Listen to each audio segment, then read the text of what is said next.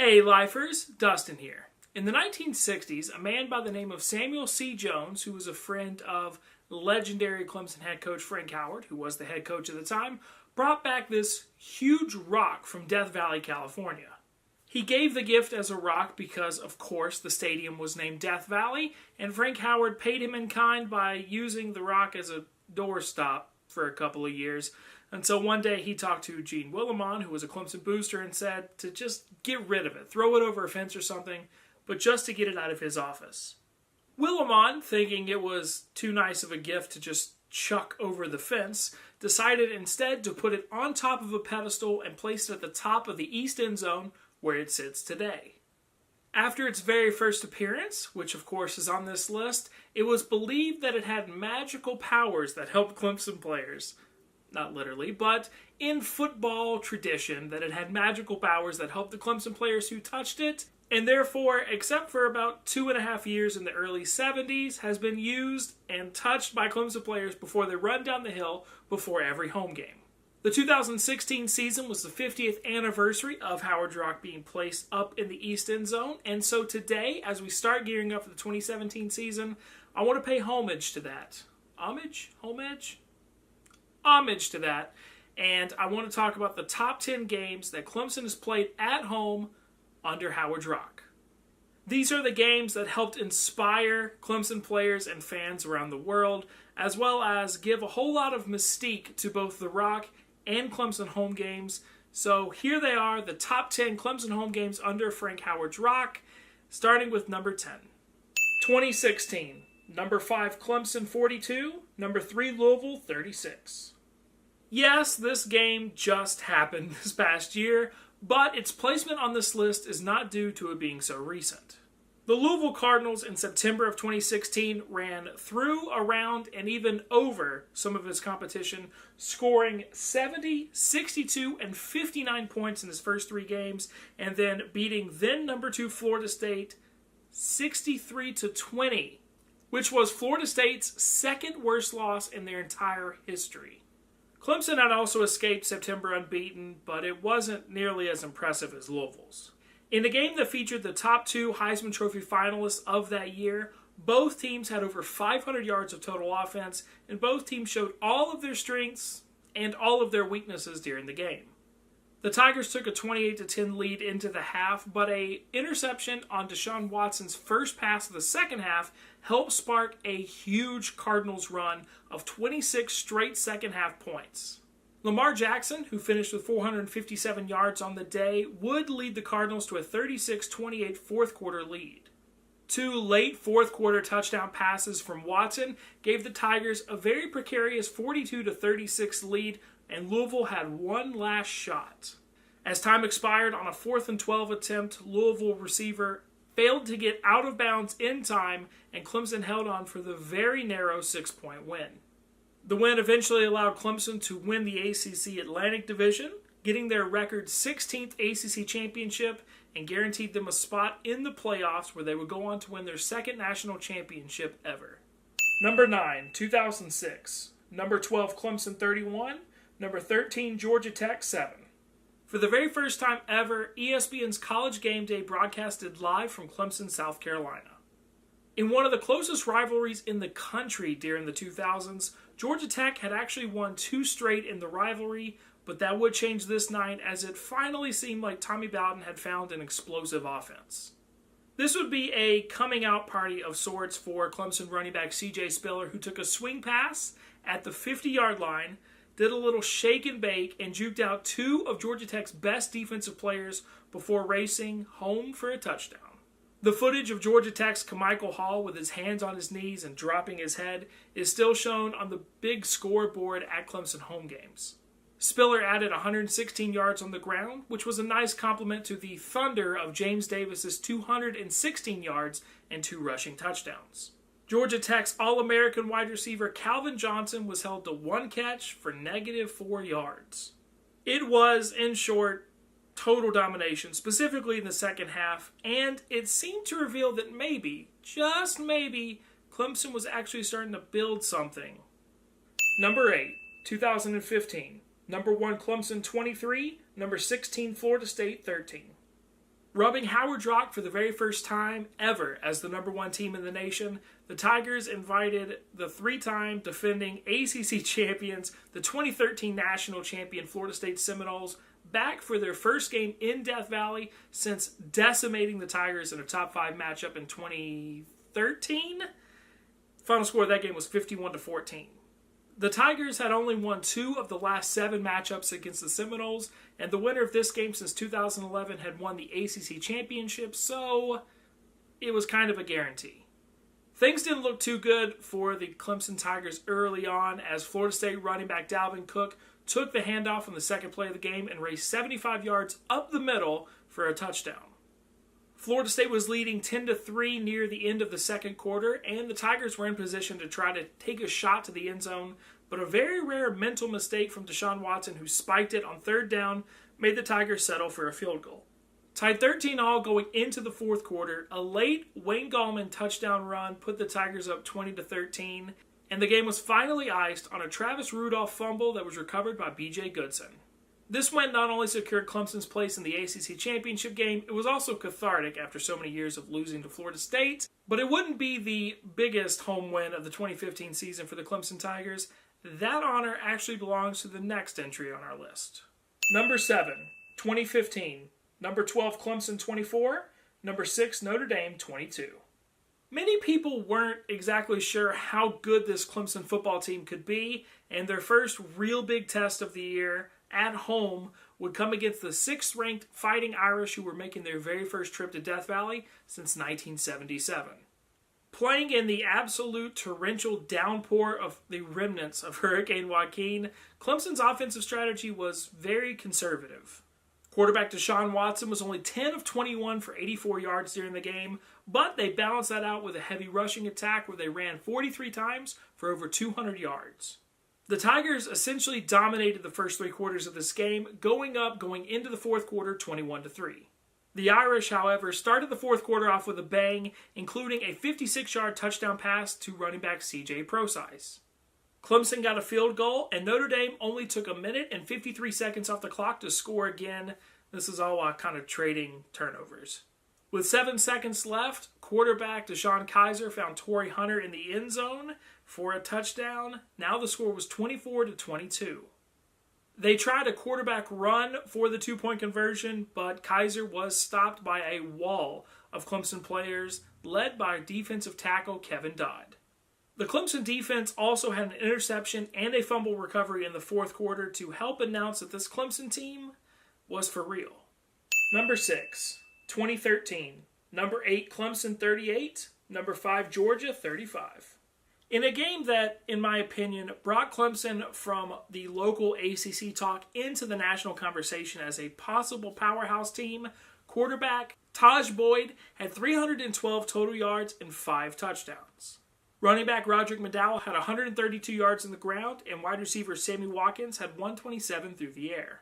The 2 top 10 teams traded scores throughout the game until a botched field goal snap on a Georgia field goal attempt changed things, changed all the momentum for Clemson, who went down and scored and went up 38-28.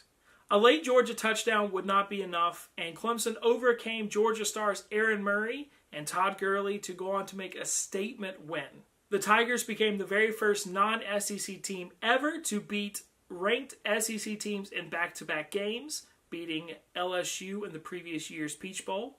Number 5, 1981. Number 3, Clemson 82, Wake Forest 24. Not all of the games on this list are from the 21st century.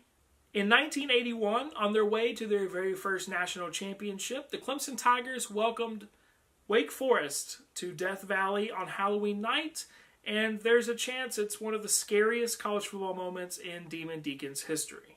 Scoring on all but 2 possessions in the game, the Tigers racked up a conference record 82 points in the win, including 35 in the second quarter alone. They set a school record of 756 yards of total offense, including 68 carries for 536 rushing yards and 10 touchdowns. I'm pretty sure no future Clemson team will ever match those rushing stats. Number 4, 1987. Number 8, Clemson 21. Number 18, Georgia 20. In 1986, Clemson kicker David Treadwell wrote his name into both Bulldogs and Tigers lore, winning on a last-second 46-yard field goal. In 1986, Clemson kicker David Treadwell wrote his name in both Georgia and Clemson lore by kicking a 46-yard game-winning field goal. In 1987, the Bulldogs would be out for blood.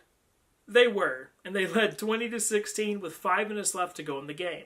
But when Bulldogs quarterback James Jackson was sacked in the end zone for a safety, it suddenly made the game 20-18. Running back Terry Allen ran for 16 yards on an ensuing 3rd and 7 on a drive that got the Tigers all the way down to Georgia's 5. For the second year in a row, David Treadwell kicked a game-winning field goal over the Bulldogs as Clemson won 21-20. The 1987 game saw the last as these two as annual rivals. Number 3, 1981, Clemson 13, number 4, Georgia 3. The Bulldogs, led by eventual Heisman Trophy winning running back Herschel Walker, came into Death Valley in 1981 on a 15-game winning streak, including an undefeated national championship season in 1980. Clemson, coming off a 6-5 season in 1980, probably wasn't expecting to be holding up the Crystal Trophy themselves at the end of the year, partially inspired and kicked off by this game. The game was filled with hard-hitting defenses and really sloppy offenses, but a 10-0 Clemson lead at the halftime just continued to drip the clock dry in the second half, and the Tigers escaped with a 13-3 victory. This game marked something really great for this season for the Clemson Tigers in 1981, but I doubt that very many people in Death Valley that day expected them to beat Nebraska for the national championship at the end of the year. Number 2, 1966, Clemson 40, Virginia 35. This marked the very first time that Howard Rock sat on the pedestal in the East End Zone and was touched by Clemson players that ran down the hill before the game, and the entire reason the list and the tradition began in the first place. Coming into the contest, Clemson had never lost to the Virginia Cavaliers, posting a 9-0 all-time record. With 2 minutes to go in the third quarter, however, the Tigers found themselves down 35-17. They came back, however, on the arm of Jimmy Needle Addison, who threw for over 300 yards in the game, pretty rare in the 1960s, and Clemson won the game 40-35. Cavs quarterback Bob Davis also threw for 300 yards in this game, marking the first and only time in the first 90 years of Clemson football that defense allowed an opposing quarterback to throw for at least 300 yards. Things were different back then. The next day on his television show, Coach Frank Howard said that before the game, he had told his players that if they were not going to give them his all, if they were not going to give 110%, then they should keep their filthy hands off his rock. And thus, one of the best entrances in sports and traditions in college football was born. What game, in my opinion at least, could beat the very first time that Clemson players touched Howard's rock? Well, number 1, 2003, Clemson 26, number 3, Florida State 10. The Florida State Seminoles had flat out dominated the Clemson Tigers since they joined the ACC, winning 11 straight games from 1992 to 2002. The Tigers had never beaten a top 3 team ever in the history of their football program, and Tommy Bowden, head coach of the Tigers, was going up against his father, Bobby Bowden, in the 5th Bowden Bowl. It was pretty safe to say that Tommy was on the hot seat at the time, as the Tigers were limping into this game 5-4 and had just come off a beatdown from a Wake Forest team that would not go on to even play in a bowl game that year by a score of 45-17. Before the game, local legend James Radio Kennedy ran down the hill. With all of that pressure, with this team seemingly having absolutely nothing to fight for, with Florida State cruising towards a guaranteed ACC title and probably another shot at a national championship, Clemson crushed them. In what I still consider the greatest upset in Clemson football history, the game really wasn't even close. The Tigers were up 13-0 at the half, and Florida State got their only touchdown of the game with 2 minutes left to go. In what is probably one of the most meaningful games in Clemson football history, they went on to absolutely dominate the rest of the season. They beat Duke 40-7, they humiliated rival South Carolina 63-17, and they somehow upset number 6 Tennessee 27-14 in the Peach Bowl in a game that many people at the time didn't even think Clemson deserved to be in. There is some way to believe that Clemson, at the end of that season, the way they were playing, may have been unbeatable. This game marked Clemson as moving towards something bigger, coming out of the doldrums of the Tommy West era, that maybe, just maybe, Tommy Bowden had actually found some foothold and was driving this campaign of Clemson forward. This game also essentially marked the end of the stranglehold of the ACC that Bobby Bowden and the Florida State Seminoles had had on it since they first joined the conference more than a decade earlier. Bobby would win only one more ACC football championship and would never lose less than 3 games in a season again. So that's it for me, guys. That is my top 10 Clemson home wins since the introduction of Howard Rock a little over 50 years ago. Let me know what you guys think down below. I have been honored to have been not a part of, because I'm not on the team, but I have been there in the stadium to witness 6 of these 10. Let me know if you were there for any of these. Do you agree with my number 1 pick? Are there any that I left off? There are plenty of games that I definitely could have put on this list, but I tried to pick the ones that were the most meaningful, that helped build towards championships or indicate something in some way. Let me know what you guys think down below. Thank you so much for watching. I really appreciate it. As always, if you enjoyed this video, make sure to give it a big thumbs up. You can also click the circle with the trophy in it to subscribe, or check out any of the videos over there to the right that YouTube has suggested for you. Thank you so much for watching, and as always, until next time.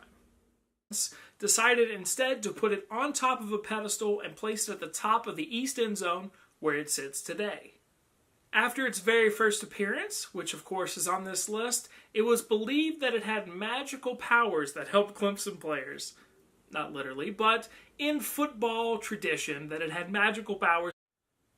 Hey lifers, Dustin here. In the 1960s, a man by the name of Samuel C. Jones, who was a friend of legendary Clemson head coach Frank Howard, who was the head coach at the time, brought back this huge rock from Death Valley, California. He gave the gift as a rock because, of course, the stadium was named Death Valley. 17th season. I want to pay homage to that. Homage? Homage? Homage to that. And I want to talk about the top 10 games that Clemson has played at home under Howard's rock. These are the games that helped inspire Clemson players and fans around the world, as well as give a whole lot of money, and Frank Howard paid him in kind by using the rock as a doorstop for a couple of years, until one day he talked to Gene Willimon, who was a Clemson booster, and said to just get rid of it, throw it over a fence or something, but just to get it out of his office.